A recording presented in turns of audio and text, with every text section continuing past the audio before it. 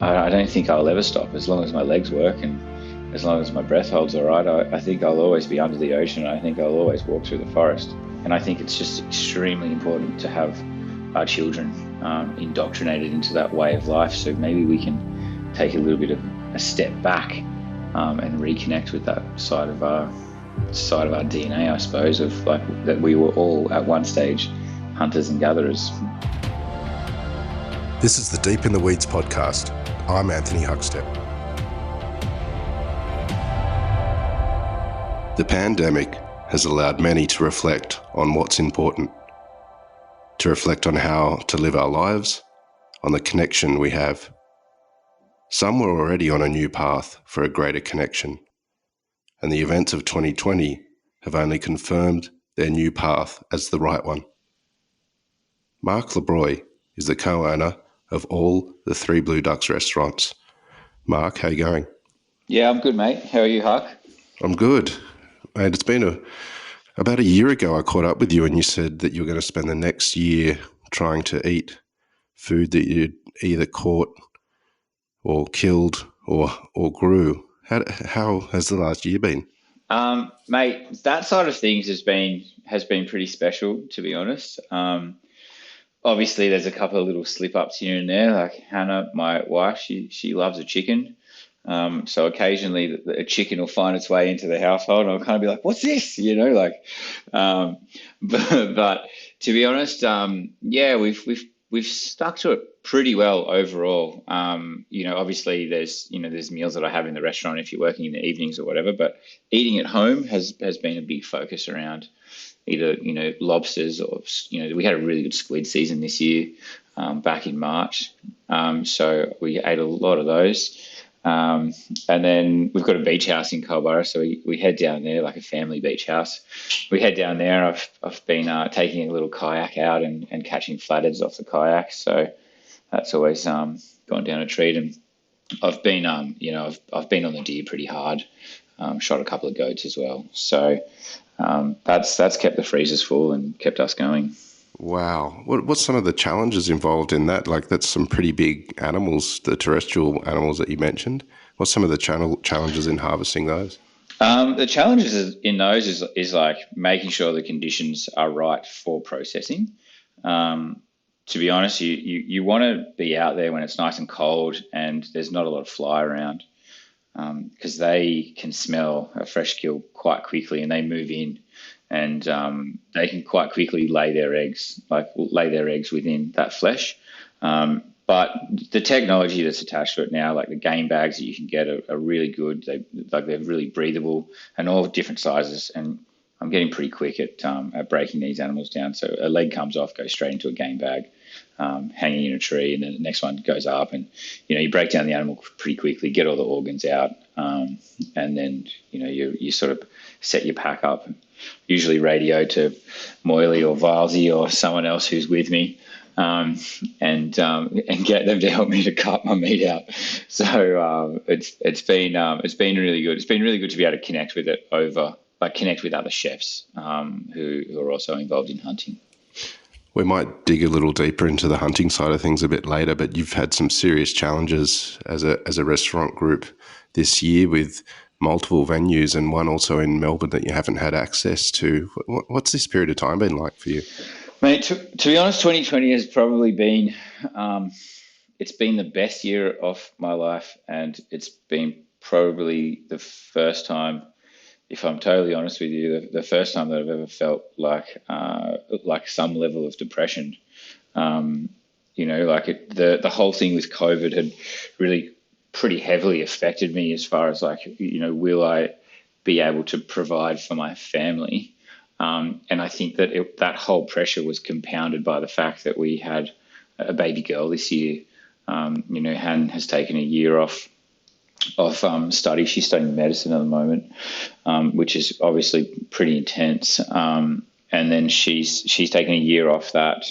We've had a child, and then I'm kind of like, I've got one job to do, and that job is to one of the jobs I've got to do is try and bring a bit of money home so we can pay to support ourselves. And then we bought a house a couple of years ago, and feeling the pressures of a mortgage and all the rest of it, as well as a newborn, and it's a big change to our home environment, and then just not being able to have a little bit of cash to lubricate everything to make sure that mortgages are paid and all that sort of stuff. So, to be honest, there was a lot of money stress that was attached to this year, which has been a bit shit. And then obviously you see all the people that have been affected by the closures of the restaurants, and you see people's livelihoods, and particularly the people that are internationals that work within the restaurant group, that weren't supported by the JobKeeper program.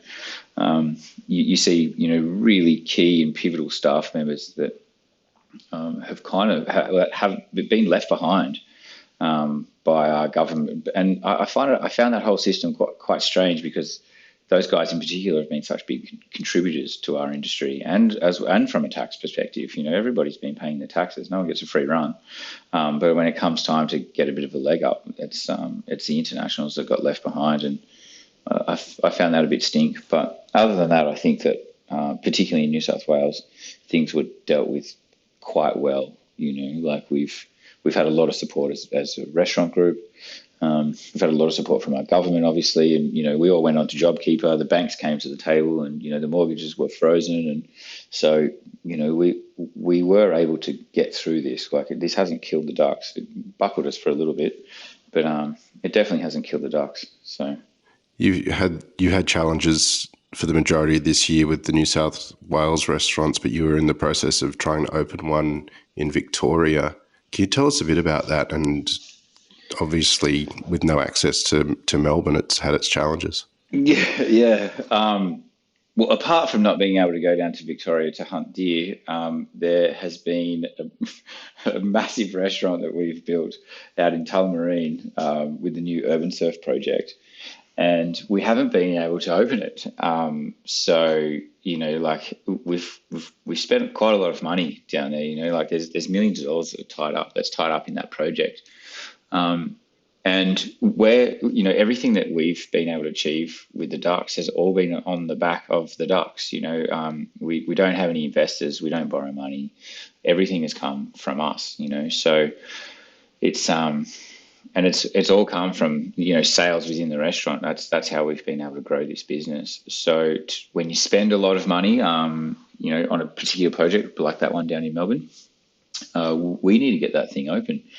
And seeing it close and sitting there and collecting a little bit of dust for the last 8-9 months has been pretty tough to see. So, yeah, what's the position at the moment with Melbourne society opening up and restaurants trading again, albeit with really limited numbers?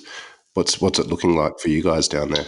Well, I think we're looking to open late November. So I think today or yesterday it was released that the borders will be open on the 23rd or 24th, something around there.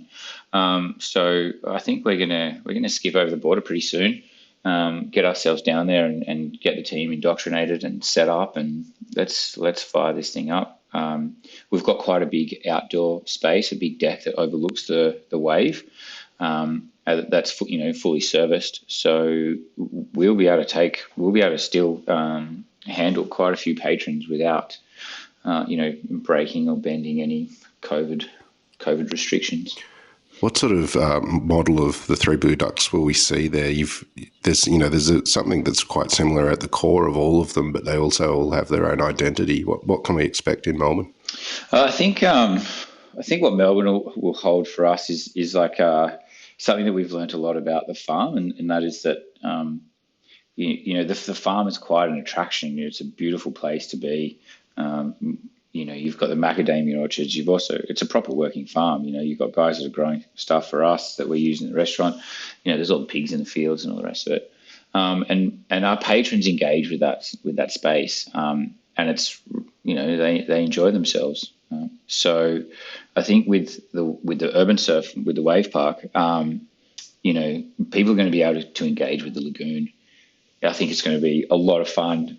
And, when in the early days of testing with urban surf, I was so blown out by how stoked everyone was to be in the lagoon and be in the park and just catch waves and get barreled off their head.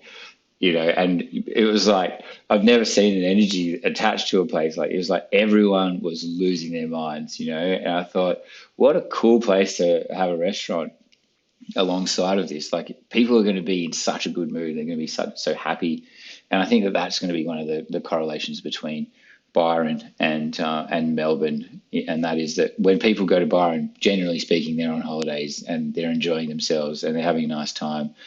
So their attitude towards life is a bit heightened, I think. And with Melbourne, I think that if you've been engaged with the pool and you've got barreled off your face, or you've caught a couple of nice waves and done some nice turns, and you come into the restaurant, I think I think that everyone's going to be pretty frothy.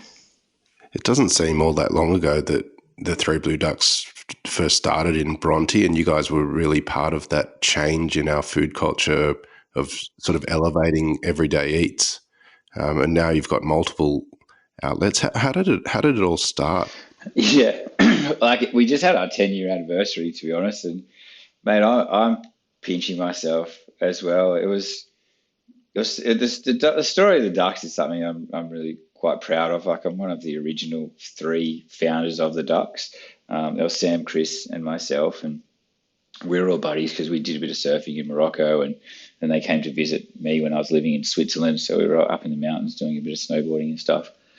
And we sort of hashed this idea of like, imagine if we could have a restaurant one day. When we were all working in this surf camp in Portugal one summer, and we're sort of chatting about these ideas of a business, and we're young. Like, I was probably 26 at the time. Sammy was like early 20s.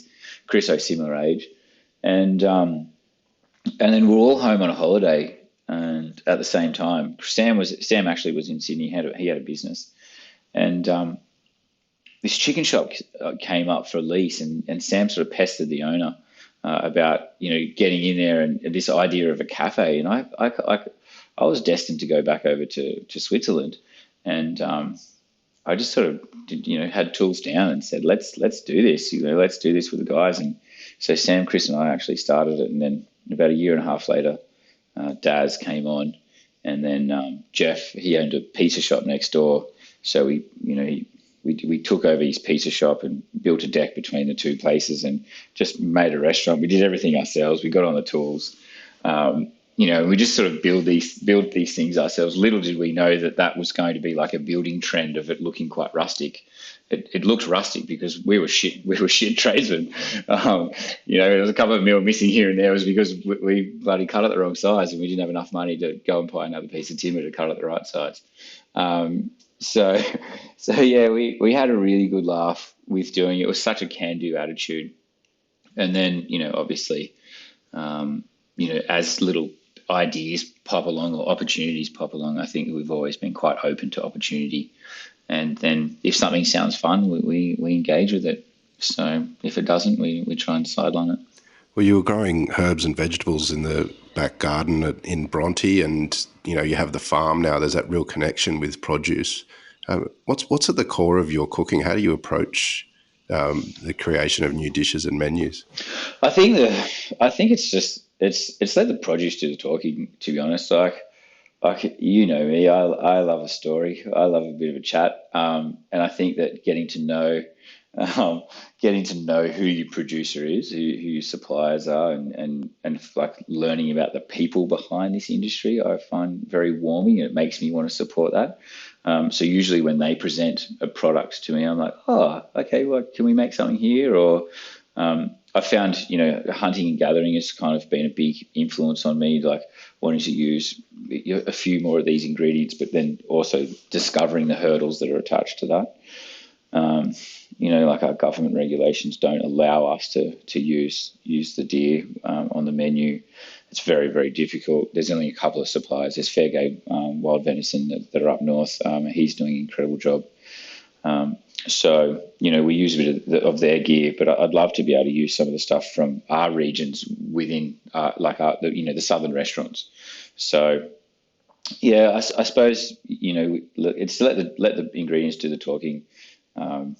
And just try and make it as tasty as possible. We started getting into fermenting and pickling and all that sort of stuff, probably basically from day dot. So that's always been a part of our diets. But I do remember like one sort of pivotal time where I had a meal at Daz's house, and he just had a barbecue, cooked everything over the fire, and he charred up all his veggies and charred the salad a little bit, and it was like real punchy and vinegary. And I was like, mate, fuck, this is so tasty, man. Like we should. This is what we need to be doing in the restaurants. Like let's just cook how we eat at home at work, because then it won't really be work. It'll be like cooking at home. So that's kind of how we looked at it. So. Well, you and Darren both spent time at Tetsuya's, which is a world away from what you offer at the Three Blue Ducks. What was that time like at Tetsuya's? Mate, so that time at Tess was fun. I actually found it really, really tough to begin with. Like I have to say, I almost didn't make it through there. Specky gave me a fucking hard time as well, and but a couple of months in, I sort of started to find my feet and got used to it, and it's like I was pretty fresh-eyed. I was pretty young when I went in there. So I think I was 20 years old when I went in. And you get bollocked and you get your ass kicked a little bit, and it was pretty tough back then. We were doing the 80-hour weeks and all the rest of it. But it was, I was there with guys like Daniel Puskas and Dazza was in there. Shannon Debrasini was in there. So there was these incredible chefs around me. And being a young chef and learning about that world. And I remember feeling a very strong sense of pride that I was a part of that group of chefs that were working there during that time. It was a pretty tough kitchen.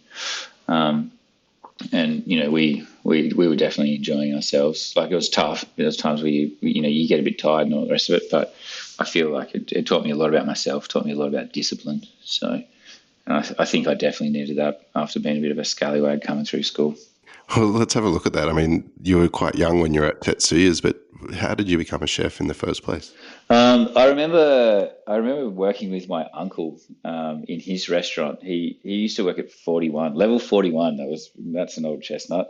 Back in the day when that was still existed, and he was in there, and then he had his own restaurant, and I idolized him. I thought he was such a great guy. And I idolized the work, and I quite liked the attitude towards it. And I think that there's two things in my body that are highly sensitive, that are highly sensitive. It's like my hands and my mouth. I'll bloody talk underwater, but I get so affected by taste, and I really enjoy working with my hands. So whether it's making something or building something or working. And so I kind of I feel that was always I was always destined to sort of be involved in this type of field or that the labor side of things. But I just remember eating things, being like, man, this is so tasty. Like, you got to try this. Like, it was such an experience. And then obviously the amount of flavor profiles that are out there and combinations is endless. So, it's not something that you learn in a hurry. The last year that you've had with keeping in mind that you wanted to try and harvest as much as possible what you ate, what led to that decision to go down that path? I started to learn a bit more about our food system. Like, obviously your journey as a chef is like there's so much time of like insecurity. You're a young chef, you get in the kitchen, you don't really know much. You see all these other talented guys around you, and they're working with produce, and they've got a lot of confidence, and they're creating dishes, and there's you're tasting these flavor profiles, and you're like, that's incredible. Like, will I ever be able to do that? And then I think that as time passes, you start to find your groove, and you find what your food is, and you find your voice through your cooking. And then you find your style, and then I think that becomes you. And then I just found my journey sort of led me up and down the food chain. Who are we feeding? And then where does it come from? So when I went down the pathway of where does it come from, you start to learn about our food system and, how animals are reared. And, you also learn about our environment and what's out there. And, is it possible to be a subsistence hunter and gatherer from both the ocean and the land? And it's very, very possible. And I think that it's just the further down I went, the further I went down that pathway, the more I realised that this is something that really resonated with me, and I wanted to really engage with it. So, well, there must be some funny stories from the last year trying to hunt deer and all sorts of things. Have you got any interesting tales from your experiences? Yeah, I've got a couple. I've got a couple. I've got one, I suppose. David Moyle and I we were we were camped out in a blind waiting for these deer. We'd been told that these deer cross from this from the state forest in Victoria across into someone's property. They're out in the open, and then they're heading off to this organic cattle country where there was like knee-high grass, and it was irresistible for them. We knew that they were going to be coming across over there. So we camped up under this log, and we're sort of waiting there. Then it starts to pour with rain, and we weren't wearing the right clothes, so we're sitting there bloody shivering. So we sort of huddle underneath this big fallen over tree, try and stay out of the rain. And I remember Moyley's like, "Mate, let's go. It's windy, it's cold." And I was like, "Nah, I have a feeling it's going to come. It's going to come. It's going to come." And then Moyley's like pointing out all these different grasses that we can eat. We're sort of laying in the grass and like chewing on this, oxala and stuff. And then just getting into it, and we're wet and we're cold and a bit miserable. And then it just goes perfectly still, goes perfectly quiet. The wind drops right out, and then up ahead I see these three young spikers like sort of playing, and as they're walking across the top of this this bowl. The range is about 250 meters away or something. And I was like, "Moyley, there they are." And Moyley's like, "Where? I can't see them." Before you know it, I'd sort of taken a shot, and I shot one of these deer, and he actually hit it in the spine, and so it was dead instantly. And it was on the deck, and then we walked up there, and we just harvested this animal. And I just think that was just such that story of, if you put the effort in and you do the work and you hold out, like you get the reward. So it's not such a funny story really, but just one of like, I just feel that story just always resonates with me with hunting. You got to there's an element of discomfort that's attached to it. That there is a discomfort with killing an animal and taking something's life. And there is a discomfort with like being in the bloody cold and misery without the right gear on. But the rewards are so fantastic. Like we took the liver and the heart out of that animal, and we cooked that up, and we harvested every little skerrick of meat out of that deer and took it back to our families, and and shared it amongst us, and we were given that reward again and again every time we serve it up. So I think that I suppose that's probably one of the main reasons. That is the main reason why I'm a hunter, to be honest. You mentioned that you've got a freezer full of deer or venison. What's the best way to cook venison? It's a challenging meat to get right, but it is beautiful to eat. I think that that's kind of the stigma that's been attached to venison, I find. Like you can not cook it at all. You can do a venison tartare, and it's unbelievable. You can use the liver exactly the same way that you would use any other liver. Like you treat it like a chicken liver. It makes amazing parfaits. I like to serve that with onions, liver, and rosti, like a really traditional mountain man breakfast. And then obviously you've got your prime cuts, the tenderloins that come out of it. That's some of the best meat I've ever eaten in my life. It's extremely tender, and it has a complexity of flavour. I like the red deer and the sambar deer the most. They're both larger bodied animals, and they're not as gamey as the smaller fallow. But they're the only. I haven't had the chital yet, or the rusa. And there's a hog deer, which is like a really small deer that we have in Australia, but they're in very limited numbers, and I haven't had access to any of those types of properties yet. But the reds and the sambar are my two favorite, and I cook it. I use it like steak. So the leg meat, or I'll mince up and put through sausages, or make into burgers, or make schnitzels out of and stuff. So it's pretty versatile. The shanks go really well slow cooked. And it makes a very nourishing bone broth as well. So we try to use everything we can.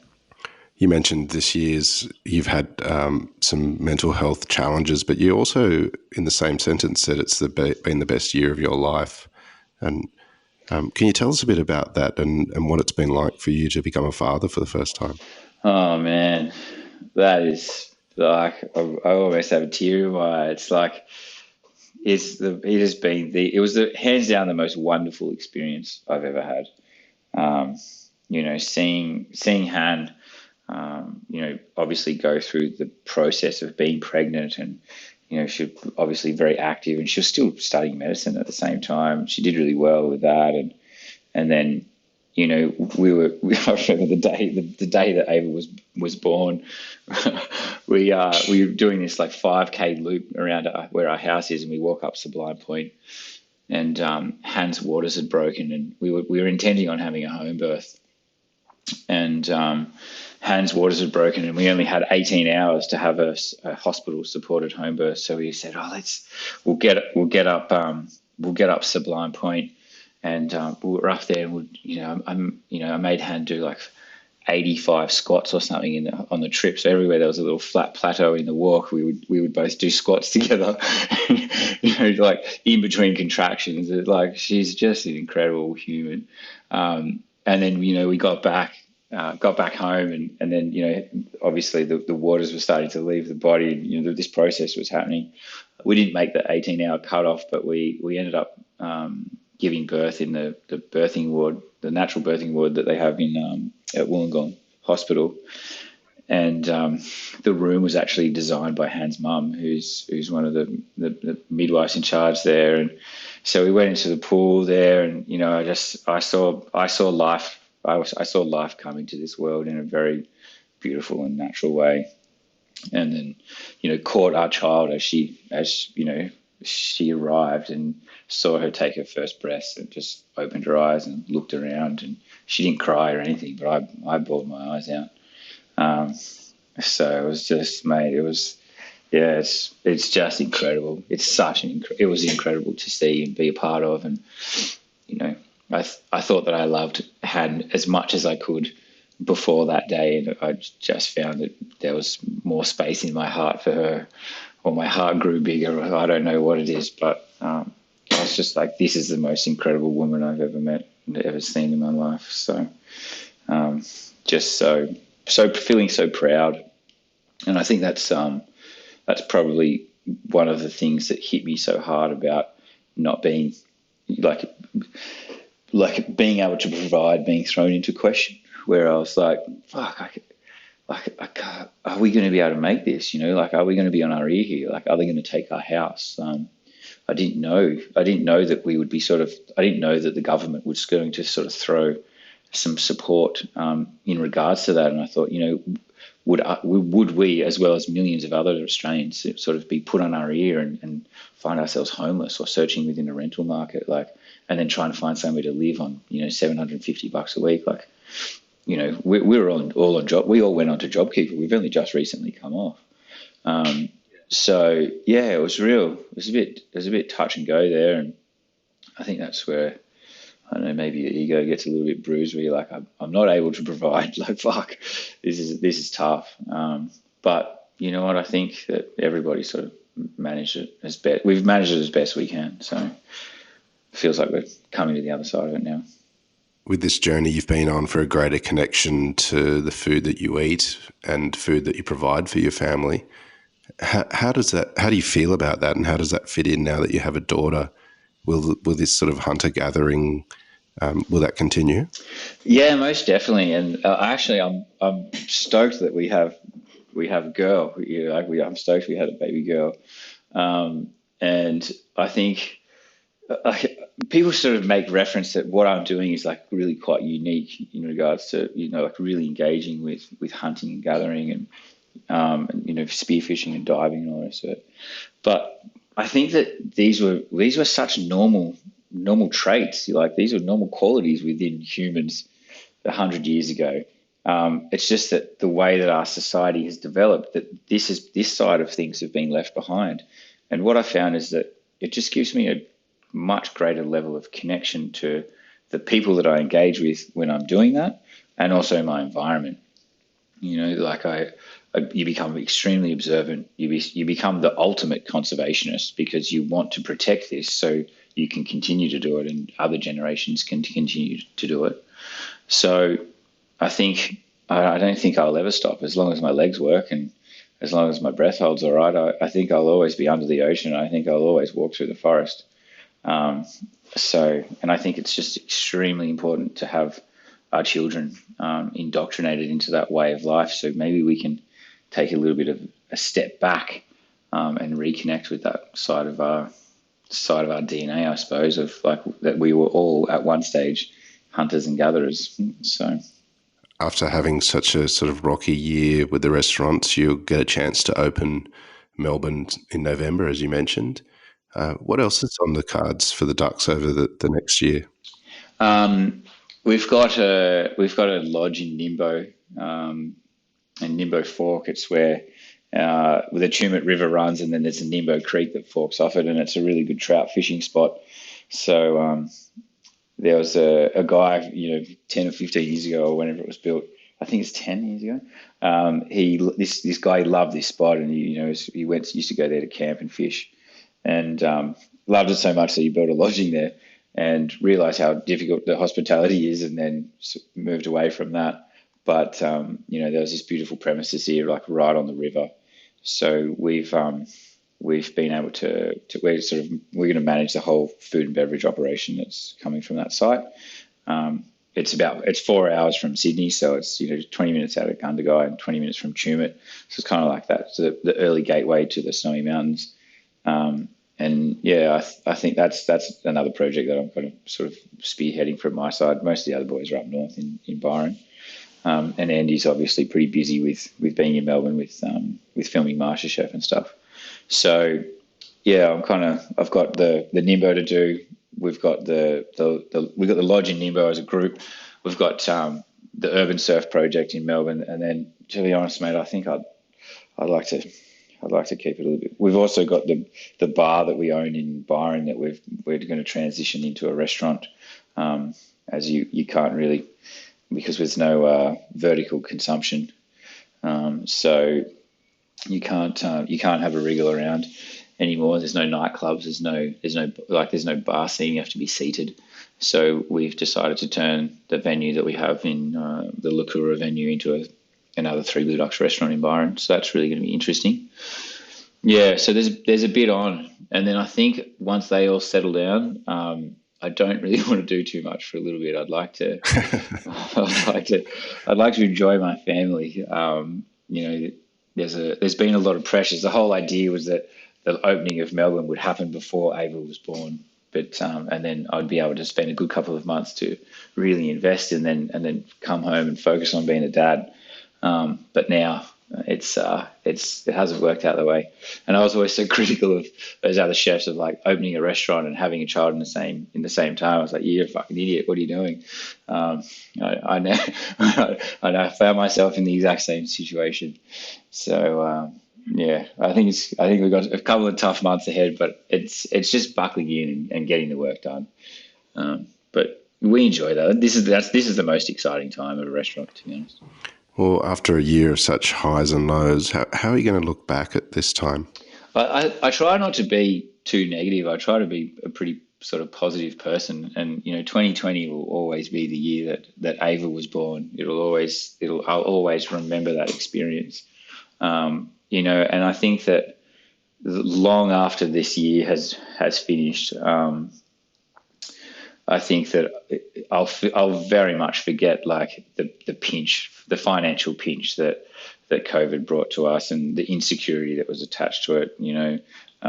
We still have an amazing business. We still have an amazing group of staff. We haven't lost anybody. So I'm super proud of the way that things were managed from us as a business. I'm super proud of our staff for supporting us, and we were pretty pivotal in some of the, we turned and changed with some of the concepts that we were doing when COVID did hit. So, I think I'll look back on it and say, I'm happy to see the tail end of it, but I think that we're all going to be If it's all smooth sailing all the time, it's not really very interesting, is it? Well, it's not too long before you do open Melbourne, so good luck with that, and good luck with trying to cook on shifts and not sneak out the back for a surf. Mate, we've loved having you on Deep in the Weeds, and it's always good to have a yarn with you. Please keep in touch, and we'll talk again soon. Cheers, mate. Thanks for having me. Really appreciate it. This is the Deep in the Weeds podcast. I'm Anthony Huckstep. Stay tuned as we share the stories of Australia's hospo community, suppliers and producers in search of hope during this pandemic. Special thanks to executive producer Rob Locke for making this all happen. Follow us on Instagram at Deep in the Weeds Podcast, or email us at podcast@deepintheweeds.com.au. Stay safe and be well.